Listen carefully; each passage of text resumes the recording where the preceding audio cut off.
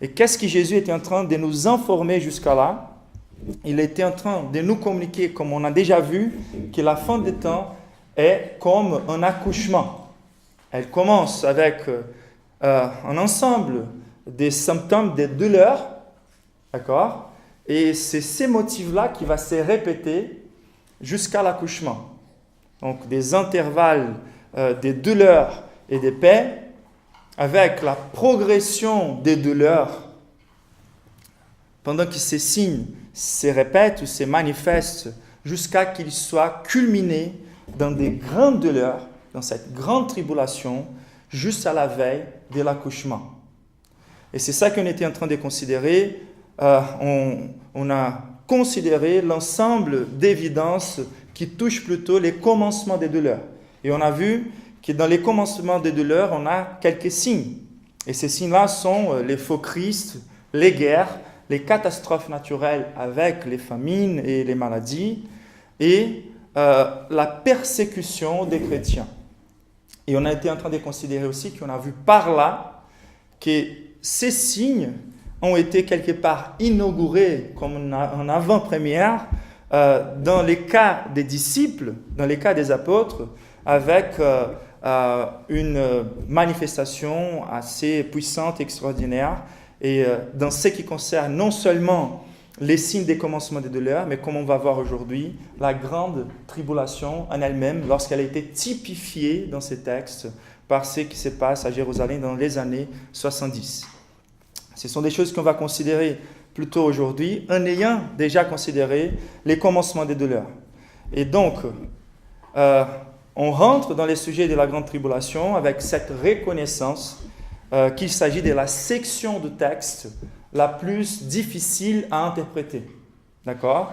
Donc, nous nous concentrons à partir d'aujourd'hui sur cette interprétation qui est considérée la plus difficile. Sa difficulté n'est pas si tant liée à la leçon centrale qu'elle communique, car la Bible, elle est toujours claire et suffisante. Ça veut dire qu'on ne doit pas avoir beaucoup d'académies, beaucoup d'études, beaucoup de spécialités pour comprendre ces leçons centrales. C'est-à-dire que ce que Jésus a voulu communiquer à cet ensemble des pécheurs et des personnes avec des activités très simples, il a réussi à les faire. Et l'Église qui les suivait, qui était formée pas comme des sages selon le monde, mais qui était formée des personnes simples, elle a aussi profité de cet enseignement. Donc, ce n'est pas nécessaire pour qu'on comprenne la leçon centrale à propos de l'eschatologie, qu'on devienne des experts dans tous les niveaux. Les leçons centrales, elles sont claires. Les problèmes commencent lorsqu'on essaye de pénétrer dans les aspects que Jésus a préféré garder scellés. D'accord? Donc, on peut faire une distinction entre les aspects scellés de cette prophétie et les aspects clairement communiqués. Et donc, par exemple, la destruction de Jérusalem, elle est clairement identifiée dans les textes, clairement facile à interpréter, mais il y a d'autres aspects là, par exemple, ce qui est les types de la tribulation finale. Là, il faut reconnaître que les leçons centrales sont communiquées, mais les détails, il nous faut encore avoir plus de sagesse et d'attente. Donc, ce texte, il exige de nous qu'on s'approche de lui avec un abordage responsable. Donc, qu'est-ce que je veux dire par responsable? C'est un ensemble des choses qu'on doit avoir dans nos esprits quand on s'approche d'un texte comme celui-ci. Déjà, la reconnaissance de la légitimité des divergences vis-à-vis aux positions qui sortent du traitement de ces textes. Ça veut dire que, comme je viens de mentionner dans la prière, on a plein d'hommes pieux et responsables dans leurs interprétations qui ont eu des visions différentes. Mais la pire chose qui peut se passer, c'est de se fermer. Donc, si d'un côté on ne peut pas avoir les dogmatismes, ça veut dire je ne peux pas arriver ici et présenter ma position comme si elle était la correcte ou la seule position. J'ai dit qu'il faut reconnaître que les possibilités sont légitimes. Mais c'est à nous d'avoir la responsabilité d'évaluer toutes ces positions à la lumière de la parole de Dieu et de nous dire, car même si tous sont légitimes, elles ne sont pas tous également soutenables bibliquement. Il y a certaines positions qui apportent plus de problèmes dans l'interprétation de la Bible que d'autres. D'accord? Donc, si le sujet n'est pas conclusif, il est néanmoins possible de faire une évaluation biblique pour arriver à une position responsable. Mais la pire chose qui peut se passer, c'est de commettre les pécheurs, d'avoir la peur et de se fermer dans sa position sans être disposé à évaluer sa position elle-même. Car la peur, elle est toujours condamnée dans la Bible en ce qui concerne notre responsabilité devant Dieu. Il faut qu'on ait plus la crainte devant Dieu que d'avoir la crainte d'échanger nos avis à propos de quelque chose. Car si je reste qu'avec mon avis sans la base biblique, je suis plutôt dans les champs de l'idolâtrie. C'est moi-même qui ai formé une idée. Mais il faut une idée de Dieu, une idée des choses qui vont se passer. Mais c'est toujours très important que je sois ouvert à étudier les positions différentes et de les évaluer à partir des Écritures. Et donc, il faut que j'évalue mon héritage et qu'au lieu de rester fermé dans mon héritage, on a déjà eu des cas, des personnes qui ne sont pas restées dans une église qui était en bonne santé, car elles avaient communiqué ne pas avoir cette position eschatologique. Mais l'enseignement eschatologique, il est suffisant dans ses lignes généraux, et donc il ne devrait pas être les critères pour choisir une église. Il peut communiquer comment cette église traite les autres aires de sa vie, de ses convictions. Mais c'est clair qu'au centre de la foi chrétienne, on va trouver la priorité d'autres doctrines. Et je ne peux pas choisir une église qui est dans une mauvaise santé dans plusieurs aspects jusqu'à elle n'est pas de même avis que moi dans l'eschatologie, par exemple. Donc, il faut aussi nous rappeler qu'on est en train de traiter ces textes ou étudier l'eschatologie par la théologie biblique. Ça veut dire qu'on est en train de prêcher la Bible de façon textuelle. On est en train de suivre l'évangile de Marc, ça fait quelques années. Et nous sommes en train donc de traiter les textes qui est les textes par excellence, la base de toute l'eschatologie biblique. Car c'est Jésus lui-même qui est en train de nous donner les paramètres de l'interprétation de l'eschatologie. C'est Jésus, c'est Dieu lui-même sur terre qui est en train de nous communiquer de la façon plus claire les choses qui vont se passer. Ça veut dire que la façon dont on traite ces textes, c'est elle qui doit déterminer plutôt la façon dont ces textes nous traitent. D'accord? Donc on essaye de devenir le plus neutre possible à l'enseignement de Jésus. Je ne dois pas essayer d'interpréter ces textes basés sur d'autres prophéties qui ne sont pas si claires non plus dans ces enseignements eschatologiques, mais je dois partir de ces textes envers les autres textes eschatologiques, car c'est Jésus qui est en train de nous donner les paramètres d'interprétation eschatologique. Donc il faut faire attention à ne pas forcer la théologie systématique qui a sa place au-dessus de la théologie biblique de ces textes-ci, car c'est Jésus lui-même qui prêche. Et donc, nous aussi, quand nous sommes en train de traiter ces textes de façon, au travers des prédications, ça veut dire que nous ne sommes pas dans une étude biblique, on n'aura pas le temps, et ce n'est pas non plus le but de traiter toutes les implications de toutes les positions. Donc, bien sûr que ça va transparaître à partir de là, plutôt la position de l'Église et du pasteur, mais toujours je vais essayer d'être le plus honnête possible lorsqu'une autre position peut apparaître dans un point ou d'autre. Mais là, notre but, c'est vraiment de nous laisser travailler par les textes avec ces leçons centrales. Et donc, en ligne générale, les textes jusqu'au verset 18, il nous communique de façon littérale et indubitablement ce qui concerne la destruction de Jérusalem dans les années 70. D'accord? Donc ça, c'est plus ou moins l'accord de la majorité des positions eschatologiques. D'accord? Donc ça veut dire que lorsqu'on lise ces textes et qu'on lise Luc 21 et Matthieu 24, qui sont les textes parallèles, cette section qui touche la destruction de Jérusalem et du temple, elle est très claire et reconnue plutôt comme, au moins, la section qui doit être reconnue comme la proéminence d'interprétation, comme quelque chose lié à l'année 70, la destruction de Jérusalem et du Temple. Et que les restes du texte, on a cette reconnaissance d'avoir une proéminence littérale traitée d'une façon liée, à ce qui va se passer dans les années 70, mais la reconnaissance aussi qu'il y a des enseignements qui dépassent ce qui était en train de se passer dans les années 70. Et donc, je vais vous présenter juste les possibilités de traitement de ces textes. La première position essaye de regarder l'ensemble du texte comme quelque chose qui est limité exclusivement à la destruction de Jérusalem et à la destruction du temple, d'accord? Il y a certaines personnes qui regardent ces textes et disent il n'y a aucune implication pour les jugements finaux ou pour la deuxième venue de Christ ou pour la grande tribulation, d'accord? On n'a pas le temps de discuter cette position. Il y a une autre position, la deuxième, qui va faire l'extrême opposé. Ils vont se dire, toutes ces choses-là, ce sont des choses qui vont se passer juste à la fin des temps. Donc, ils ne vont pas reconnaître que ce qui s'est passé dans les années 70 était quelque chose lié à ces textes, mais ils sont dans l'attente qui, de façon littérale, toutes les choses qui sont ici décrites doivent se répéter et que cela va se passer juste à la veille du retour de Christ.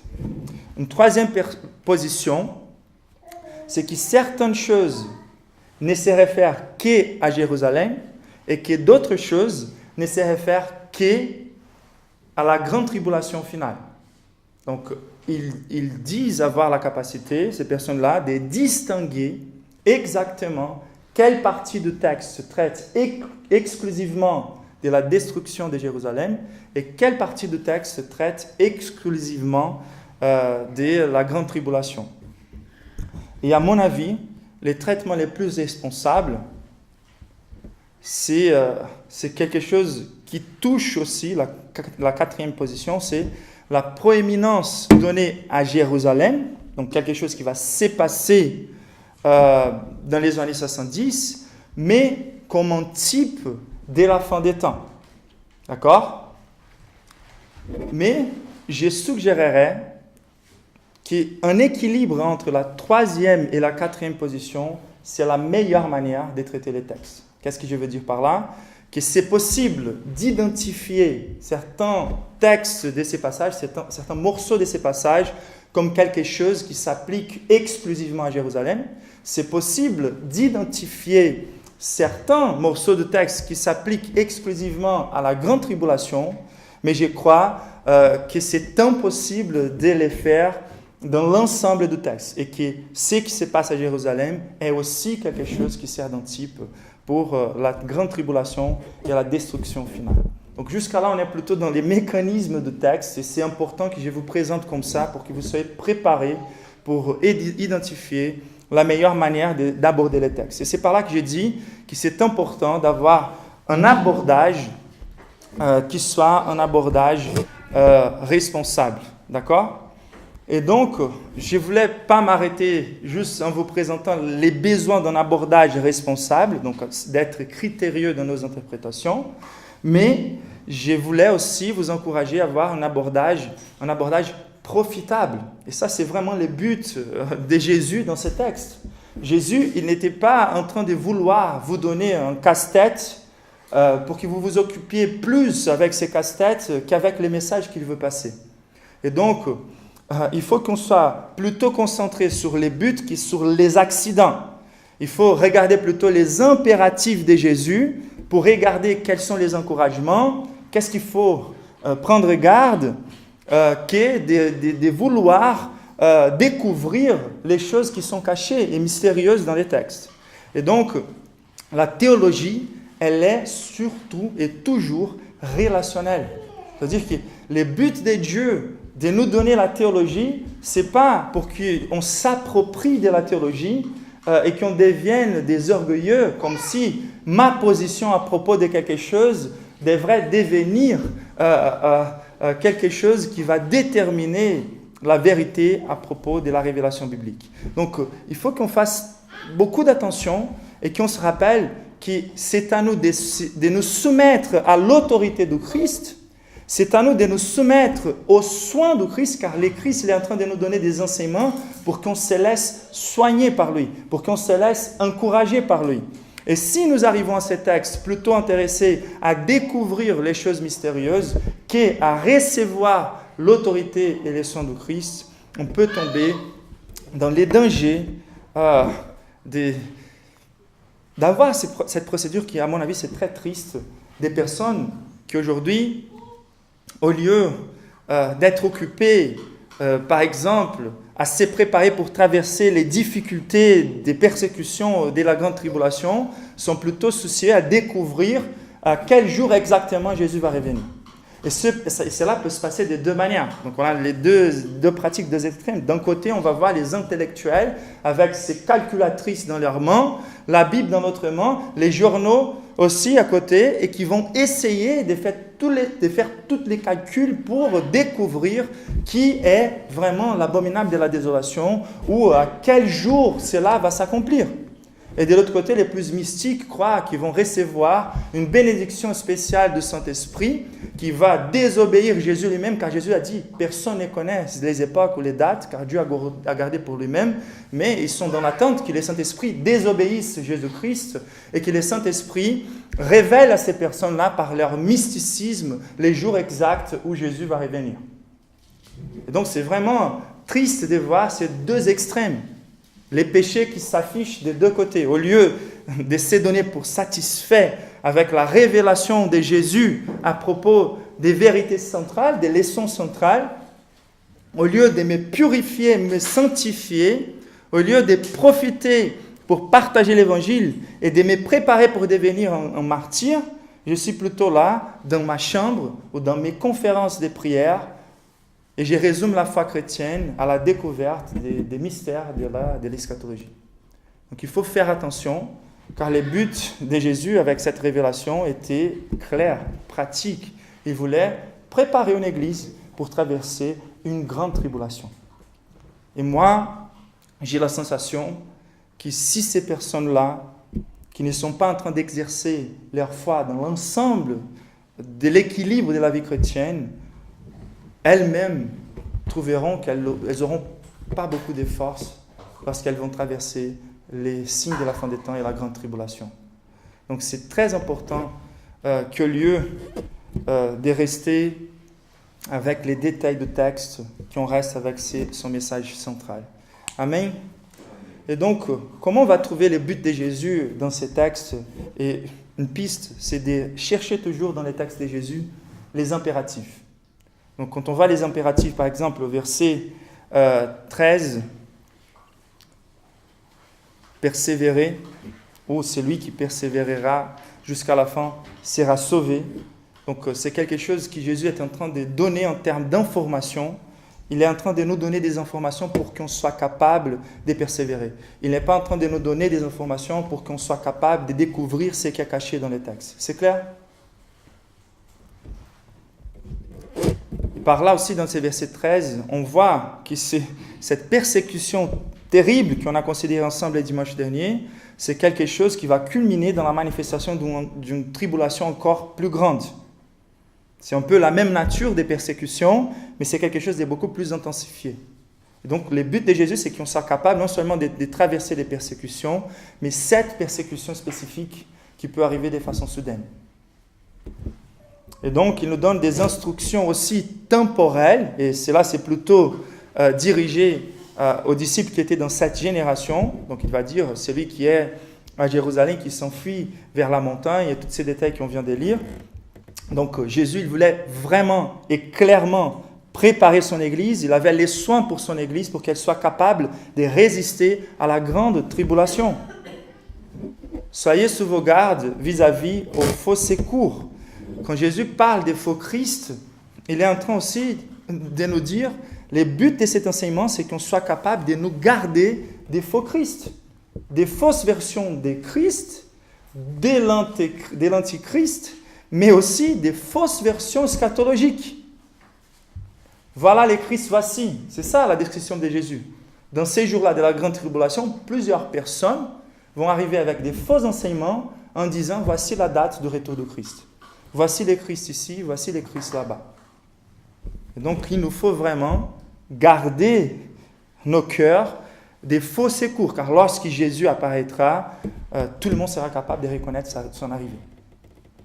Et ensuite, un autre impératif, ou au moins manifestement très clair, c'est cette manière de Jésus de montrer dans ces jours-là. C'est intéressant, il est en train de montrer que dans les jours de la grande tribulation, c'est dans ces jours-là, juste après cette détresse, que Jésus-Christ va revenir. Donc c'est dans cette époque, dans la grande tribulation, que Jésus va revenir. Juste après la grande tribulation. Donc c'est intéressant. Jésus, il a, donc ça c'est la vérité centrale du texte, les désirs de Jésus, c'est que ses disciples soient capables non seulement de traverser les commencements des douleurs, donc c'est pour ça qu'il est en train de nous donner des informations qui servent à ceux qui traversent les persécutions aujourd'hui, mais qui servent à ceux aussi qui vont traverser la grande tribulation. Donc les choses vont de pire en pire et elles peuvent arriver de façon soudaine.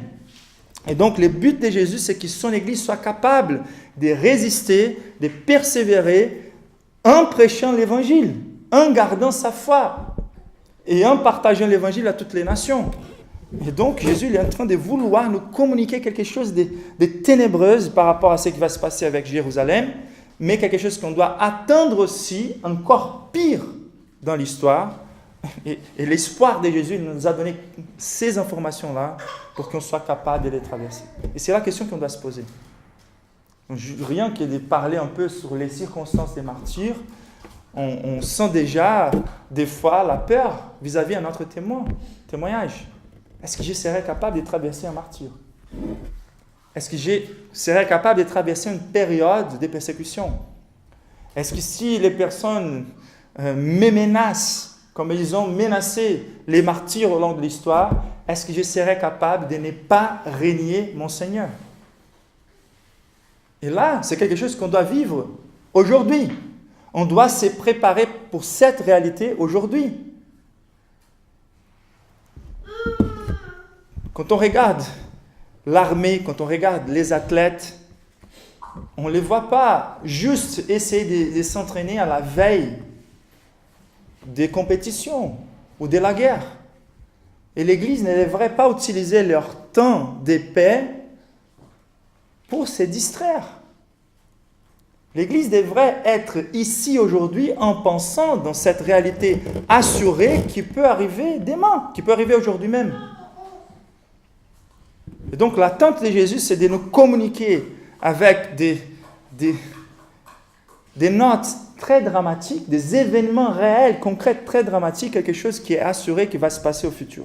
Ça sera quelque chose de soudain, la grande tribulation, et qu'on doit se préparer pour vivre non seulement la grande tribulation, mais les types de la grande tribulation, c'est-à-dire les signes des commencements de l'heure qui vont se répéter. Et donc on ne sait jamais quand les malheurs vont arriver chez nous, mais la réalité c'est que Jésus s'attend que nous soyons prêts pour la vivre, pour vivre les signes de la grande tribulation et pour vivre la grande tribulation. Les disciples étaient en train de se préparer pour vivre un signe et un type très spécifique de la grande tribulation, l'invasion de Jérusalem, la destruction du temple dans les années 70. Et donc, heureusement, l'histoire nous raconte que les disciples de Christ qui ont vécu cette persécution, ils ont écouté vraiment ces paroles. Ils ont gardé cette parole. Et c'est à nous aussi de garder cette parole, car notre destin éternel, il peut être évalué par rapport à la manière dont on étudie l'eschatologie dans la Bible. Si on ne prend pas ça sérieux, c'est un signe, mais vraiment, vraiment très avertissant. Comment vous écoutez l'enseignement de Jésus ici? Et donc, on va poser une question clé et on va essayer de traiter cette question aujourd'hui et dans les dimanches prochains. Et donc, quelles sont les leçons pratiques que l'Église doit garder pour être capable de traverser la grande tribulation? Donc, dans la grande tribulation, on aura certains éléments, certains signes qui feront partie de la grande tribulation. On peut parler de l'apostasie, on peut parler des invasions, des destructions, guerres, intensifier une guerre, une bataille finale. On peut parler aussi des faux Christ d'une façon générale, des antichrists, mais il y a un élément ici, qui c'est l'élément sur lequel on va se concentrer aujourd'hui, qui est l'élément distinctif. C'est-à-dire que si on regarde et on voit des faux Christ, des batailles, des guerres, etc., on n'a pas encore l'assurance, même l'apostasie, que nous sommes dans la grande tribulation. Il n'y a qu'un signe dans ces passages qui nous rend capables d'identifier avec assurance le fait que nous sommes en train de traverser la grande tribulation. Et c'est l'abomination de la désolation ou l'abominable de la désolation. D'accord ? Et donc, c'est la manifestation de l'abominable de la désolation qui va nous communiquer cette grande tribulation. Donc, qu'est-ce que ces textes nous enseignent par rapport à la manière dont on doit se préparer? Qu'est-ce que Jésus veut pour nous? C'est-à-dire que si je veux traverser la grande tribulation, c'est très important que je sois capable d'identifier l'abominable de la désolation lorsqu'il sera manifesté. D'accord? Et on va essayer de comprendre cet enseignement biblique. Donc, c'est la première réponse. L'Église doit être attentive à reconnaître la manifestation de l'abomination ou l'abominable de la désolation. Le verset 14 nous dit « Lorsque vous verrez l'abomination de la désolation établie là où elle ne doit pas être, que celui qui lit fasse attention. » D'accord? Et donc, quel est le concept de cette abomination, de cette désolation? C'est un concept répété à plusieurs reprises dans les Écritures. Ce qui va se passer, c'est une espèce de profanation. Donc, lorsque la Bible parle des choses abominables, elle est toujours en train de parler du péché. Elle est en train de parler du péché, par exemple, les péchés sexuels peuvent être considérés dans la Bible comme des abominations. Mais quand elle utilise ces termes abomination ou abomination des désolations, elle se réfère d'habitude et elle est toujours liée à la notion de la profanation des choses sacrées.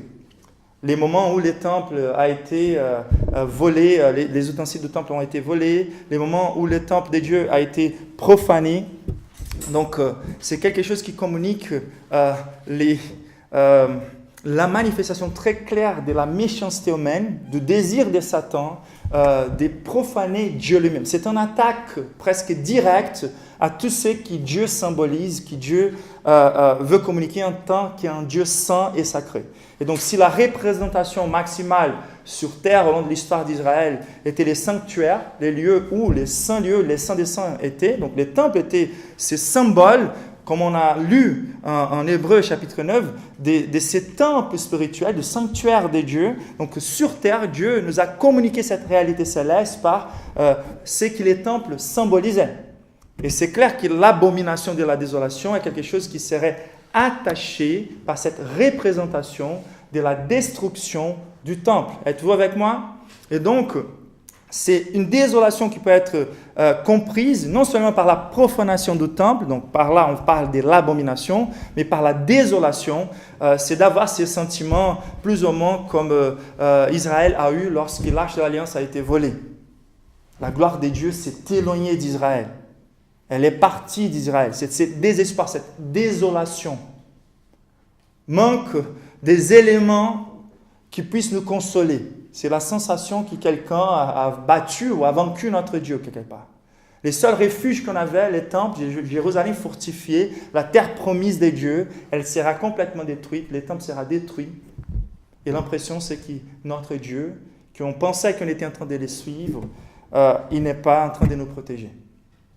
Et par là, c'est assez intéressant car à plusieurs reprises, Dieu permet et même incite d'autres nations païennes pour apporter un jugement sur un Israël désobéissant, idolâtre. Mais au centre de cette conception donc de la désolation, de cette abomination, c'est la compréhension et la conviction de l'idolâtrie. C'est la manifestation la plus dégoûtante du péché. C'est de remplacer Dieu pour une autre chose. Et c'est pour ça que la racine du mot antichrist, la racine nous apporte et nous communique quelque chose qui sonne comme quelque chose qui remplace le Christ. Ce n'est pas quelque chose seulement en opposition au Christ, mais quelque chose qui veut et a envie d'occuper la place de Christ. Et donc, l'abomination de la désolation, c'est ce concept général dans l'histoire d'Israël qui nous communique la profanation du temple. Et dans ces points-là, dans ces passages-là, c'est quelque chose qui sera la plus intensifiée qu'Israël n'avait jamais vue jusqu'à ce moment. D'accord? Et donc, quelles sont les interprétations possibles, une fois qu'on a considéré plus ou moins les concepts de l'abominable ou l'abomination de la désolation? On a quelques interprétations, mais bien sûr qu'il faut commencer par l'interprétation de Jésus lui-même. Donc en Matthieu, chapitre 24, verset 15, le texte nous dit « C'est pourquoi, lorsque vous verrez l'abominable dévastation, dont a parlé les prophètes Daniel, établi dans les lieux saints, que celui qui lit fasse attention. » Et donc, quel est le concept? Donc, on est obligé. Si Jésus lui-même a fait mention à Daniel, on doit aller vers Daniel pour essayer de comprendre. Donc, Jésus il est en train d'interpréter ce qui va se passer à Jérusalem dans les années 70. Et bien sûr, on va voir aussi qu'il est en train d'établir cet événement comme, je dirais, les prototypes de celui qui va se passer dans la grande tribulation, ok? Mais d'abord, il est en train de reconnaître ce qui va se passer dans les années 70 avec ce qui va se passer dans les années, avec la compréhension de Daniel, de l'abomination, de la désolation de Daniel, ou l'abominable dévastation.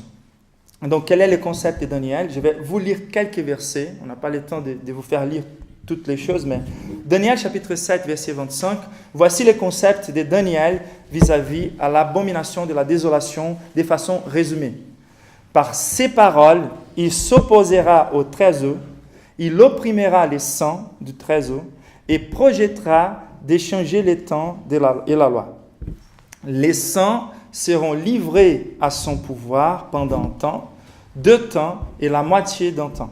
J'aimerais avoir le temps de rentrer dans la discussion sur les temps, mais on n'a pas le temps. Daniel 11, des troupes se présenteront sur son ordre et elles souilleront les sanctuaires, la forteresse. Elles feront cesser les sacrifices perpétuels et dresseront l'abominable dévastation. Verset 36, Daniel 11. Les rois fera ce qu'il voudra. Il sera plein d'arrogance, se grandira au-dessus de tous les dieux et prononcera des paroles extraordinaires contre les dieux des dieux. Il prospérera jusqu'à ce que la colère soit à son comble, car ce qui est décidé s'accomplira. Donc ici, on voit l'élément des jugements des dieux. On a l'impression que l'abomination ou l'abominable est en train de faire ce qu'il veut. Mais ce qui est en train de se passer en vrai, c'est les grands jugements des dieux avant le jugement final sur Israël. D'accord? Les grands jugements des dieux avant le jugement final, car il faut que les jugements commencent par la maison des dieux. Et donc, là, on a vu cette destruction du temple comme elle a été prophétisée. On était en train d'étudier Marc. Et on a vu que Jésus, lorsqu'il était confronté dans les temples par les pharisiens, il a promis que les temples seraient détruits et Jérusalem serait détruite bientôt. Et voilà, donc, par là, on a les concepts de Daniel. Et ces concepts de Daniel, il a été déjà interprété par les Israéliens lorsque les descendants d'Alexandre, Antiochus Épiphane, l'helléniste, les suivants empereurs d'entre les hellénistes, donc Antiochus Épiphane, il a fait souiller les temples en 168 avant Jésus-Christ. Et c'est ça qui rend les textes un peu compliqués. Donc, les Juifs, ils avaient vu déjà s'accomplir, selon les termes de Daniel, selon les temps de Daniel, ce qui s'est passé dans l'année 168 avant Christ. Donc cet homme-là, il a dédié les temples de Jérusalem à Dieu. Il n'a pas détruit complètement, mais il a détruit les temples. Et aussi, il a profané surtout les temples. Et il a interdit la pratique de la religion juive. Et il a sacrifié des porceaux dans les temples. Et donc, il a substitué les sacrifices juifs par des sacrifices païens en profanant les temples. Et donc, est-ce que Jésus, ça c'est la grande question, était en train de nier cette interprétation? Est-ce que Jésus était en train juste de donner l'interprétation correcte en disant cette interprétation vis-à-vis Antiochus Épiphane n'est pas la vraie? Ça, c'est une question qu'on doit se poser. Mais la réalité, c'est qu'on n'a aucune suggestion que Jésus soit en train de nier cet accomplissement. En vrai, ce que Jésus est en train de faire, et c'est pour ça qu'il dit que c'est lui qui écoute, fasse attention, ou que c'est lui qui lit, fasse attention, ce qu'il est en train de dire, c'est que voici que ce qui s'est passé comme Daniel avait prévu dans l'année 168 était un type de quelque chose qui va encore se passer à nouveau. Et cette fois-ci, des choses qui ne sont pas accomplies dans la prophétie de Daniel s'accompliront davantage. Et ce qui va s'accomplir dans les années 70, et c'est pour ça que c'est merveilleux de considérer l'interprétation du Christ, il est en train de légitimer les textes de Daniel comme un texte prophétique par excellence. Car les prophéties dans la Bible, elles ont ce qu'on appelle la transposition prophétique. Plusieurs événements sont prophétisés avec ce dont les prophètes disposent dans leur époque, ça veut dire les langages, la culture, l'ordre des choses. Donc on peut dire, ils avaient encore les temples, ok, les temples sera les symboles des sanctuaires profanés, donc les temples sera utilisé aussi dans cette prophétie. Et dans ces types. Et une fois détruit complètement Jérusalem et les temples, à partir de là, Jésus, cette transition, elle est vraiment merveilleuse. Elle est clé pour la compréhension eschatologique du sermon de Jésus. Jésus, il est en train de traiter les textes de Daniel comme un texte prophétique, avec plus d'un accomplissement, comme tous les textes eschatologiques qu'on reçoit et qu'on voit dans l'Ancien Testament, qui ont des implications. On a déjà vu la crise de Jean-Baptiste, qui s'attendait que la première venue du Christ soit attachée à la deuxième venue du Christ. Et Jésus a dû clarifier les choses. On voit la même chose dans les textes de Joël, la prophétie de Joël, que Pierre va mentionner dans sa prédication en Pentecôte. C'est-à-dire qu'il y a des choses qui sont déjà passées et des choses qui vont encore se passer. Et des fois, ça se passe à plusieurs reprises. Et c'est ça que Jésus est en train de faire. Les types, les signes de la fin des temps vont se répéter, vont se manifester, mais certains sont choisis par Dieu comme, je dirais, des prototypes d'une façon un peu plus spéciale. Et donc, si Antioche était l'accomplissement de la prophétie primaire, en 70, on va voir que Jésus il est en train de reconnaître. Et Luc, chapitre 21, nous laisse ça très clair. Lorsque vous verrez Jérusalem entourée par les forces, par les armées. Donc par là, il est en train vraiment de parler de ces jugements qui vont arriver. Donc dans l'année 70, Tite, l'empereur romain, va faire cette invasion et c'est là que Jésus est en train de dire voici l'interprétation de Daniel. C'est un texte eschatologique, je suis en train de donner la suite. C'était un type de ce qui va se passer dans l'année 70 et Jésus lui-même commence à utiliser les mêmes types de littérature qui est Daniel. C'est un sermon prophétique. Et c'est pour ça que Jésus se donne la liberté d'aller et revenir envers la grande tribulation finale. C'est pour ça que lorsqu'on lit les textes de verset Luc 20 à 22, on va voir qu'on a que des éléments qui vont parler à ceux qui vont vivre cette invasion romaine en 70, qui doivent fuir envers la montagne, qui reçoivent des instructions très pratiques et réelles pour leur époque.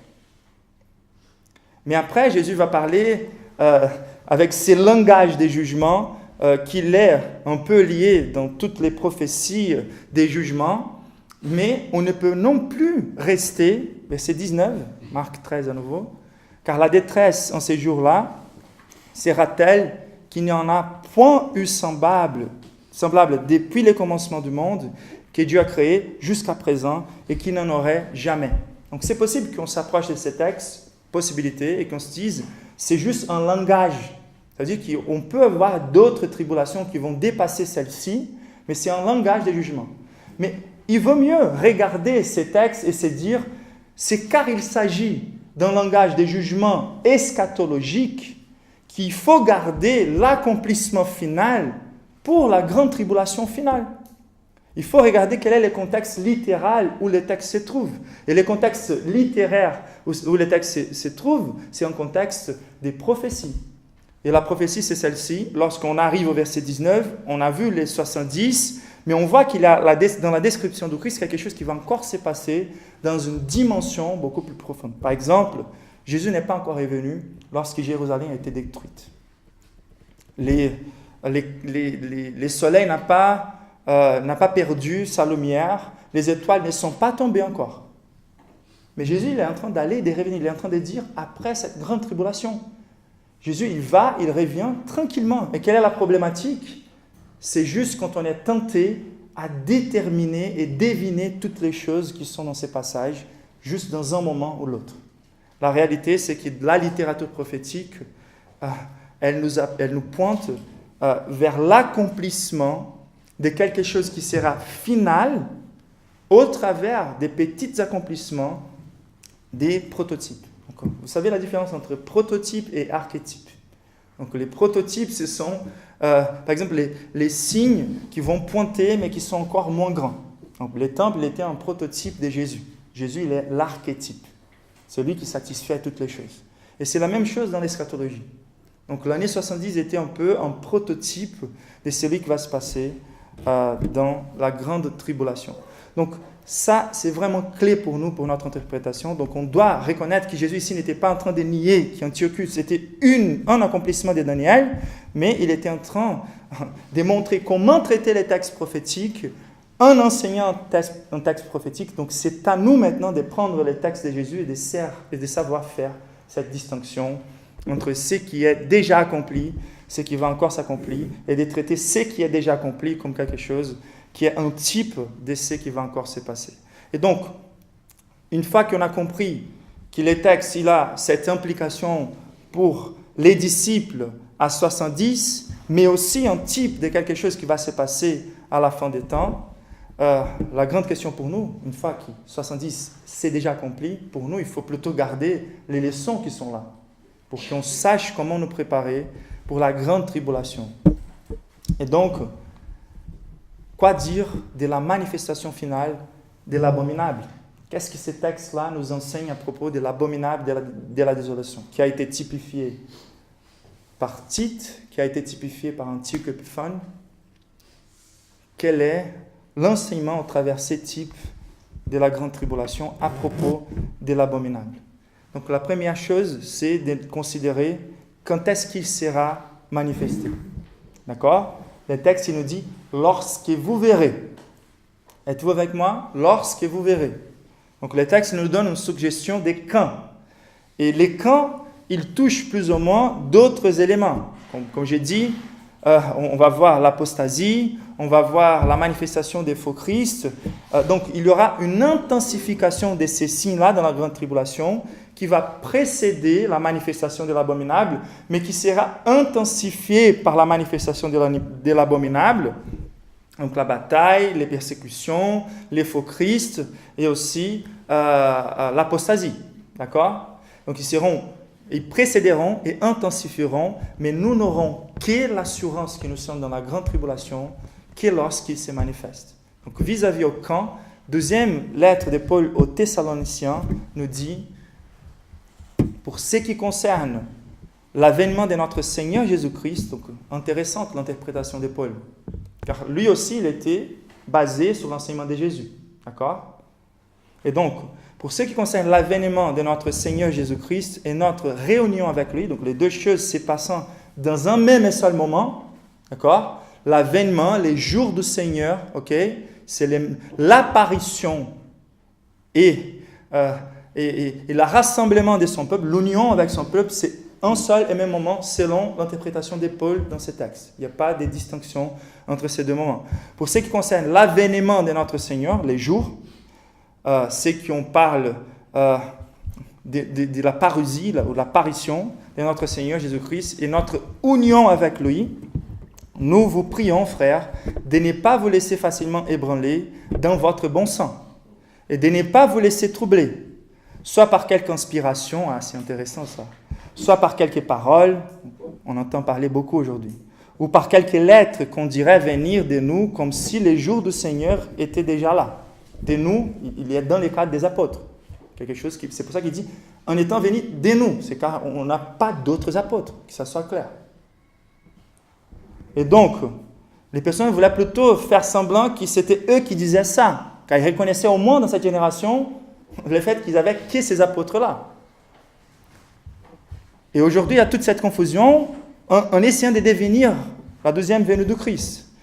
Que personne ne vous séduise d'aucune manière, car il faut, ça c'est intéressant, il est en train de dire qu'il a interprété les textes de Jésus comme quelque chose qui lie la manifestation de l'abominable de la désolation à la deuxième venue de Christ. Donc lui aussi, il a reconnu que dans cet enseignement courant de Jésus à ses disciples, il y avait cette compréhension que les textes ne pourraient pas signifier juste les choses vis-à-vis de la destruction du temple à 70. Et que cela, c'était un type d'une grande tribulation et d'un abominable qui ne pourrait pas être limité à Tite, car c'est déjà collé à la notion de la venue du Christ. Sauf que Paul, comme il était encore avant la manifestation de Tite, il pouvait croire aussi encore que juste après la manifestation de Tite, Jésus se manifesterait. Mais le problème, c'est que dans ces moments-là, même avant la manifestation de l'abominable, les personnes voulaient croire que Jésus était à la veille d'arriver. Et le verset 3 nous dit que personne ne vous séduise d'aucune manière, car il faut que l'apostasie soit arrivée auparavant et qu'on ait vu paraître l'homme du péché, les fils de la perdition. D'accord? Il est en train de faire mention à l'abominable. Car les mystères, verset 7, car le mystère de l'iniquité agit déjà. Il faut seulement que celui qui les retient encore ait disparu. Donc par là, il est en train de dire, on aura plein de manifestations de l'esprit de l'Antichrist par les faux prophètes, par d'autres personnes dans l'histoire qui vont sembler être l'abominable, qui vont dévaster, persécuter les peuples de Dieu. Mais la réalité, c'est qu'une fois qu'il sera apparu, on n'aura pas de doute de qui il s'agit. D'accord? Et donc, quel est le critère final pour identifier l'abominable de la désolation? Le critère final, c'est qu'il se manifeste. Ce n'est pas à nous d'essayer de découvrir qui il est. De la même manière que ce n'est pas à nous de découvrir qui est le Christ, quand on regarde les faux Christ, c'est au Christ de se manifester. Tout sera évident, aucune chose ne sera cachée. Jésus va revenir dans sa gloire, tous les yeux verront. Et donc, ce qu'il est en train de dire ici, c'est que la même chose peut être dite vis-à-vis à l'abomination. Il aura de la puissance envers toutes les nations. Il va s'imposer sur toutes les nations. Et juste un petit nombre d'élus, c'est là on va voir la semaine prochaine, va persévérer pendant cette grande tribulation. Et donc là, on est clair, et la leçon c'est celle-ci, c'est soudain, il va se manifester de façon soudaine. On ne peut pas être certain avant le temps de sa venue, de l'ordre de sa venue, mais le texte nous dit « lorsqu'il vous verrez ». Dieu nous assure qu'en l'ayant vu, on sera capable de le reconnaître. Donc c'est plutôt l'appel à nous d'être capable de le reconnaître, de connaître les informations suffisantes que Christ nous donne à propos de lui pour qu'on soit capable d'identifier lorsque cela sera accompli. Et ensuite, comment il va se manifester ou comment il est. Donc, qui il est, comment il est. Quels sont ces éléments qui vont me rendre capable, lorsqu'il apparaît, de lui reconnaître. Et donc, le texte il est très clair, il dit que c'est un être personnel. Encore, en 2 Thessaloniciens, chapitre 2, on voit dans le verset 3, que personne ne vous séduise d'aucune manière, car il faut que l'apostasie soit arrivée auparavant et qu'on ait vu paraître l'homme du péché. Donc, ce n'est pas juste un mouvement, ce n'est pas juste un esprit de l'Antichrist, même si la Bible reconnaît que l'esprit, il peut être là déjà, l'esprit de l'Antichrist, mais qu'il y aura une personne à être identifiée comme l'homme du péché, le fils de la perdition. D'accord? C'est un homme, ce n'est pas une force, une énergie. Donc, c'est quelqu'un qui se met à la place de Dieu. D'accord? Donc, on a déjà vu plus ou moins tous les symbolismes et on est toujours devant des littératures prophétiques. À nouveau, le Nouveau Testament est écrit avant la venue des Tite. Et c'est pour ça que les temples étaient encore là. Ça, c'est aussi important.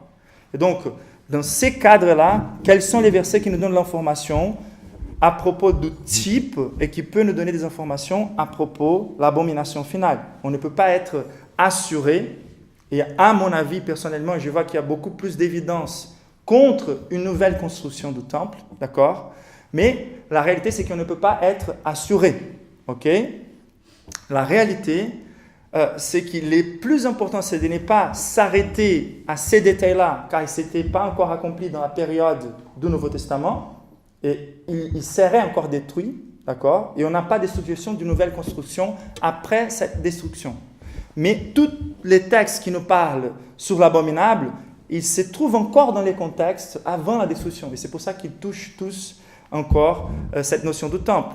Et donc, les langages de Jésus, c'est intéressant, il dit dans les lieux saints. D'accord? Et il vaut mieux nous attacher à ce que les lieux saints symbolisaient. Car la Bible nous parle d'un temple spirituel. Et quand on arrive à ces textes-là, verset 4 nous dit dans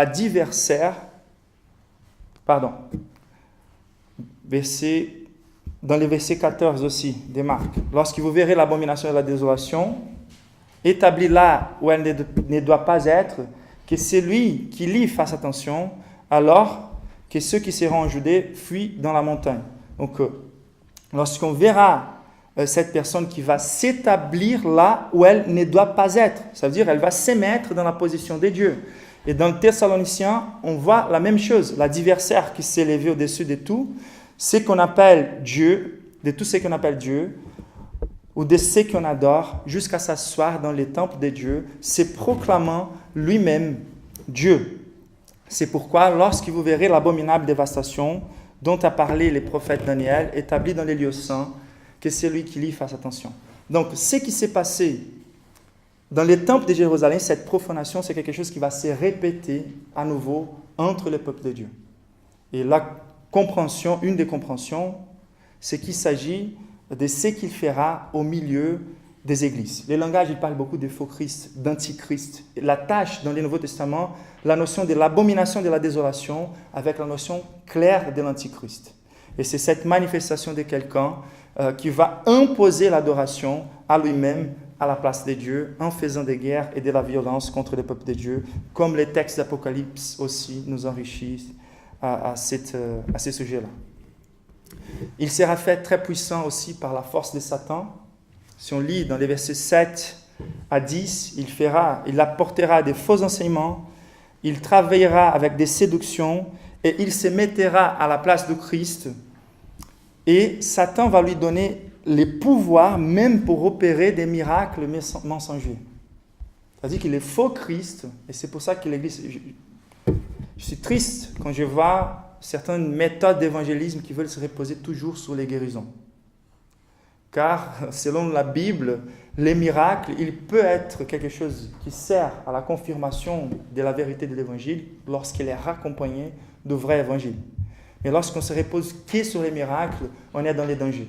Une des choses que les faux Christ vont utiliser, ou que l'antichrist va utiliser pour séduire les peuples, tous les peuples, sera les miracles. Satan va lui donner du pouvoir pour opérer des miracles. Les miracles n'est pas conditionnel pour les saluts. Bienheureux ceux qui ont cru et qui n'ont pas vu ce type de choses. Et à la fin, et la chose la plus importante pour nous de garder pour traverser cette tribulation, c'est de nous rappeler que même s'il est très puissant et qu'il est capable d'opérer des miracles et qu'il va imposer que tous lui adorent à la fin, il est infiniment moins puissant que Jésus. Car Paul va dire que juste avec un souffle, il sera détruit par Jésus. Et donc, l'abomination de la désolation, c'est quelque chose qui devrait nous communiquer qu'il nous faut craindre beaucoup plus les retours de Jésus que la grande tribulation. Pour la grande tribulation et la manifestation de l'Antichrist, Jésus nous donne encore quelques éléments pour pouvoir échapper. Et les élus qui vont prêter oreille à la parole de Dieu vont échapper. Tout ce qui a été typifié par ceux qui étaient préservés qui se sont enfuis vers les montagnes, dans ces jugements des dieux qui a commencé par la maison d'Israël, les vrais chrétiens se sont sauvés car ils ont entendu les messages eschatologiques, ils les ont gardés, ils ont obéi. Et c'est les types de la grande tribulation finale. Et les élus vont faire la même chose. Ils vont garder l'enseignement, vont persévérer, mais ils vont savoir que la grande tribulation n'est pas encore la fin. La grande tribulation, c'est un instrument des dieux particulier pour traiter les faux Christ, les faux chrétiens, la fausse religion, pour rendre claire cette bataille qui se manifeste de façon idolâtre dans nos vies. Aujourd'hui, on a plein d'idoles, plein de religions. Dans la grande tribulation, ça sera clair. Toutes les personnes vont adorer les mêmes antichrists qui va se révéler comme celui qui est contre les vrais Christ. La bataille spirituelle sera visible et rendue réelle. Et tous les faux chrétiens ne vont pas résister à la persécution. Mais les élus vont persévérer. Et c'est pour ça que Jésus va revenir. Donc c'est la purification aussi de l'Église qui est en train de se passer. Mais c'est lors de la venue de Christ qu'on n'a plus de chances de nous repentir, de s'enfuir, car même la grande tribulation est un type de la venue de Christ. Et lorsque Jésus viendra, on n'a pas comment échapper. L'agneau de Dieu reviendra comme un lion. Et la réalité, c'est qu'on a, au lieu de chercher à découvrir les dates, on devrait être là en train d'évaluer notre salut, notre appel, notre foi. De se demander, est-ce que ma foi est légitime? Est-ce que ma foi est authentique? Est-ce que je serai capable de traverser la grande tribulation? Le scénario, il est terrifiant. La manifestation de cet homme qui a toute la puissance de Satan est terrifiante. Et juste le souffle de Jésus sera suffisant pour les détruire. Et à partir de là, on n'a plus aucune chance. Là, on a les jugements finaux, où l'abominable sera jugé, Satan sera jugé, les non-chrétiens seront jugés, les faux chrétiens seront jugés, nous serons jugés, les vrais chrétiens seront jugés. Et la réalité, c'est qu'on devrait avoir beaucoup plus de peur vis-à-vis au jugement final et au retour du Christ. Et si nous pouvons dire par la grâce de Dieu que nous sommes assurés dans la foi, on va désirer que Jésus revienne en gloire. On va désirer que cela arrive au plus tôt. C'est à nous d'évaluer nos cœurs par la parole de Dieu. Et de savoir si on va suivre l'exemple des disciples qui se sont protégés selon les termes bibliques. Lèvons-nous pour prier.